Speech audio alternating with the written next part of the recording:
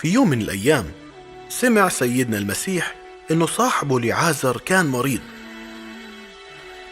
قال سيدنا المسيح: هذا المرض ما راح يقتل لعازر، ولكن من خلال هذا المرض راح يتمجد الله ويتمجد ابنه. وقرر سيدنا عيسى إنه يستنى يومين قبل ما يروح يزور لعازر. وبعد اليومين قال سيدنا المسيح لتلاميذه: خلينا نمشي، صديقنا لعازر نام وأنا لازم أروح عشان أصحيه. التلاميذ فكروا إنه لعازر نام نوم عادي، بس بعدين المسيح قالهم بوضوح: لعازر مات، وأنا مبسوط إنه ما كنت موجود معه، عشان اللي راح يصير راح يقوي إيمانكم. ولما وصل المسيح على القرية لقى إنه لعازر كان مدفون من 4 أيام، والبيت كان مليان ناس يلي جايين يعزوا خوات لعازر. ولما سمعت مرثا أخت لعازر إنه المسيح وصل، طلعت تقابله وقالت: يا معلم، لو كنت موجود هون ما كان مات أخوي، لأني متأكدة إنه الله بيعطيك كل ما تطلب. جاوبها المسيح: أخوك راح يقوم. مرثا قالت: أنا بعرف إنه راح يقوم في يوم القيامة. ولكن المسيح جاوبها: أنا هو القيامة والحياة، يلي بيآمن فيي حتى لو مات راح يحيا، ويلي بيآمن فيي ما راح يموت أبدا. أنت بتآمني بهذا الكلام؟ قالت: نعم بآمن، وبآمن إنه أنت المسيح ابن الله الحي يلي إجا على هاي الدنيا. رجعت مرثا للبيت وهمست في أذن مريم أختها إنه المسيح أجا وعم بيدور عليها.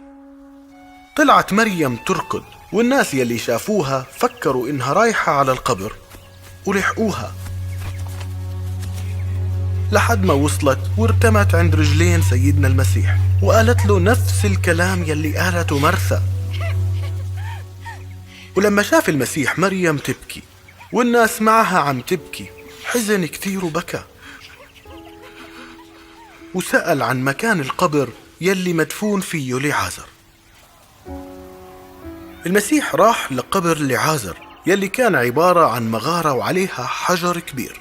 ولما سيدنا المسيح طلب من الناس يشيلوا الحجر، قالت له مرثا: هو مدفون من 4 أيام، أكيد بكون طلعت ريحته. جاوبها المسيح: مش أنا حكيت لك إنه إذا بتآمني راح تشوفي مجد الله؟ ولما زاحوا الحجر رفع سيدنا المسيح راسه وقال: يا أبوي، أنا بشكرك لأنك سمعتني، وأنا بعرف إنك أنت دايما بتسمعني، لكن أنا عم بقول هذا الكلام عشان الناس يلي حوالي، عشان يآمنوا إنه أنت اللي أرسلتني. وبعدها نادى المسيح بأعلى صوته: لعازر اخرج. فخرج لعازر وهو ملفوف بالكفن من راسه لكعب رجليه. واتطلع سيدنا المسيح للناس وحكى لهم: فكوا عنه الكفن واتركوه يروح. وفي هذا اليوم كتير ناس آمنت فيه.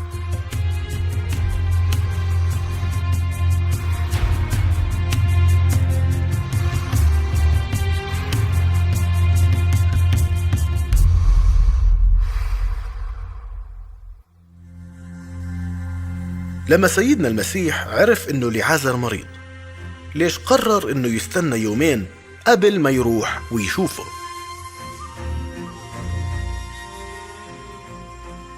سيدنا المسيح قال: أنا هو القيامة والحياة، من آمن بي حتى لو مات رح يحيا، ومن آمن فيه ما رح يموت أبدا. بناء على هذا الكلام، من هو الوحيد يلي عنده القدرة على إنه يحيا من الموت؟ سيدنا المسيح قال إنه هو القيامة، وبعدها أقام لعازر من الموت. كيف كان هذا الإعلان وهاي المعجزة إلهم دور عشان يعمق معرفة التلاميذ والحاضرين بشخص سيدنا المسيح.